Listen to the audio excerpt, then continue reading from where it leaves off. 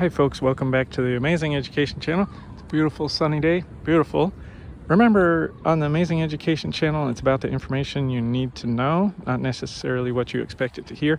And it's about the information, it's not about the video, because all I have is my phone. You gotta live frugally sometimes if you're not a high income person. Even high IQ people often don't do as well. I'm sort of high IQ, and yeah, believe it or not, over 140 IQ people often, they have, there's a stronger correlation to, well, they see genius is close to madness, and maybe they think too much. Luckily, I'm not over 140 IQ, but I'm close to it. Anyway, I give you the information that you need to know. Please like, thumbs up, and subscribe. Today's topic is about saving for a car. If you've never done it before, what happens so often is parents, they're upper middle class or even above that, middle class, they give their children cars. And so you might be one of the children that received the car, or just realize this: if you're one of these parents, you're too busy, stressed out, and you want a new car, and you give your old car to your children. You think, what a friendly, wonderful thing to do. Well, don't forget to tell them you need to save a lot of money, save up a lot of money if you ever want to replace this car, because cars eventually wear out. And if you don't do that, you are sort of setting them up. You're developing a habit in them of receiving without working and without earning, which is terrible. And it might be better if you sold the car to your children and put them on some kind of payment plan and said, you know, look at the age of this car, it's going to need a lot of repairs, and it's going to be need to be replaced sometime. And when I say sell the car, you might sell it at quite a low cost. I understand that, maybe half of its market value, something like that. But get the children in the habit of saving money and paying for things, so that they are going to be reasonable people instead of running into financial trouble. You want to set them up to be low income, financially troubled, then just give them things, give them money, give them items that they need, and then they think they don't need to work for it. And how do I know this? Because I was one of those children. Both parents were professionals. This is a wonderful way to set up children for failure. It's a common cycle. So you have one generation that works very hard, they have very high income, they're stressed out, and they just want life to be easy for their children. And so you have one sort of wealthy generation, and you might even make your children work hard. You say, oh, you know, I make them work hard, but I also share with them. And so by the time the grandchildren come around, grandchildren are just spoiled, and they're not paid attention to, because the grandparents, if that's you, or if you have grandparents like this, grandparents are like very important people, maybe business owners, maybe very wealthy, and distant. They don't have much time, and at least during their working years they didn't.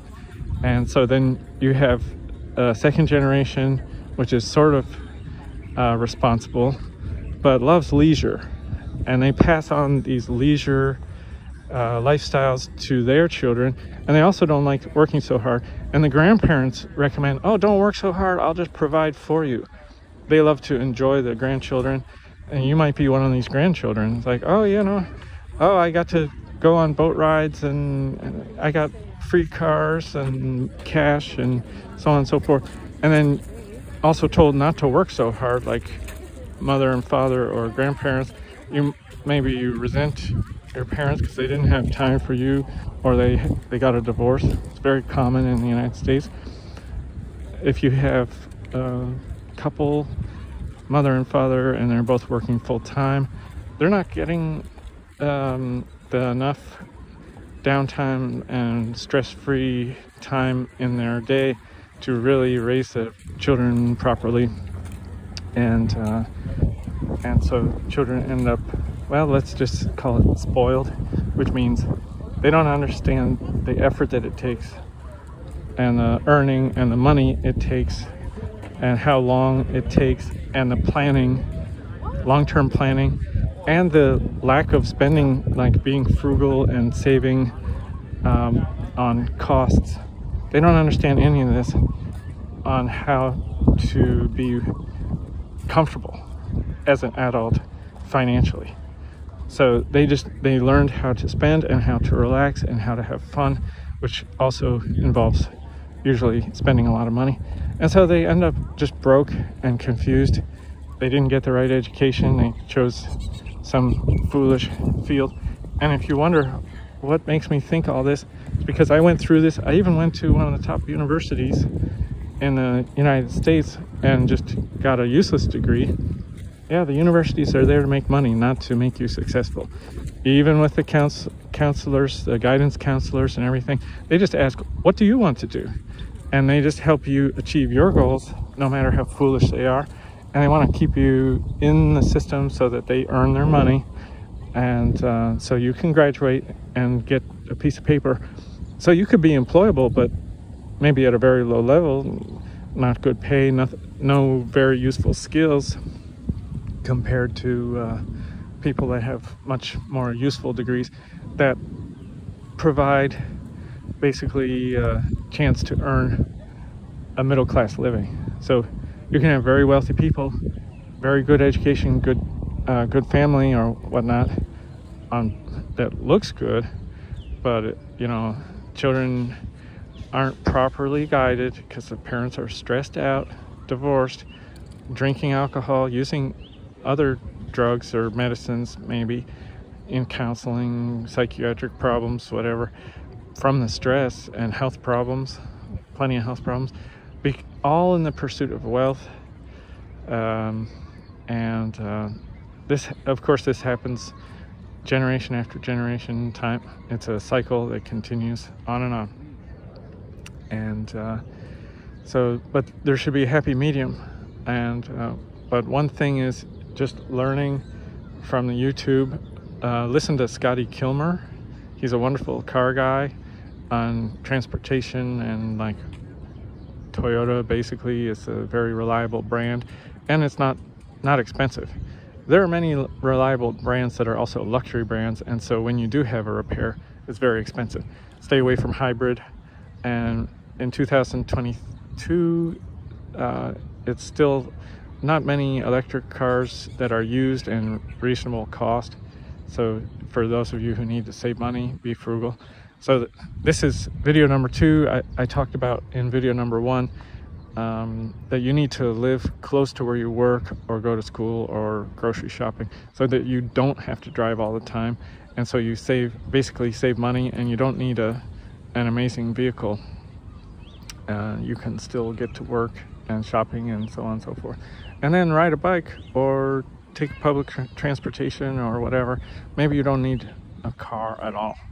And any of you in planning areas, if you're in city planning, architecture, or government, or maybe city council or whatever, plan for walkable cities so people don't have to drive so much, so we can reduce the pollution in the planet, and also help people financially in this country, because people are going broke just to be transported to their work, and because we haven't developed city planning that allows the houses and the workplaces to be close to each other.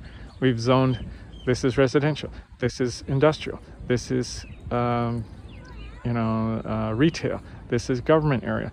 And it was done with good intentions, but industrial especially, you need to have the pollution taken care of and not close to residential and not close to children. That's perfectly understandable. But to have grocery stores so far away, no. We need grocery stores and convenience stores in neighborhoods within 5-10 minute walk of everybody. And so we need to change our zoning about just particularly getting food in the places people need to go every day, and maybe a little bit of clothing, like food, clothing, and maybe Home Depot or Lowe's some kind of store, hardware store. We shouldn't have zoning against that near neighborhoods, so that people can get what they need without having to drive, basically. So within walking distance, that's going to help a lot. And you know, the way we've set it up with the automobile companies, the oil companies, and now with electric vehicles, the energy companies, you know, they don't discourage. Why would they want to discourage a lot of driving and car ownership? They wouldn't want to. And all the workers, of course, and the dealerships and everything, they don't want to discourage driving. But believe me, we're making ourselves poor by having everywhere you need to drive and stressed out. So people now, families are not happy. Mothers and fathers with children in the United States are not happy as much as they ought to be, and you know, definitely well over 50% of them, you know, they're stressed out, and the single people are happier. Now you could say that's a good thing because we need to reduce population, and that's true. We have too much pollution and overcrowding, and the prices of food and housing and land are too expensive because we have too many people. It's all competing, and then the spaces that people have to live in are very crammed together, cramped. We have terrible high rises. We need to go to single story, 1 and 2 story housing as we reduce slowly through smaller family size. And we're going to have a better time on the planet when we do this. And many countries realize this, and they're moving in that direction. So, but anyway, to get back to the topic of vehicles. So, you know, you have to realize that if you do have to drive, you need to save a lot of money for repairs.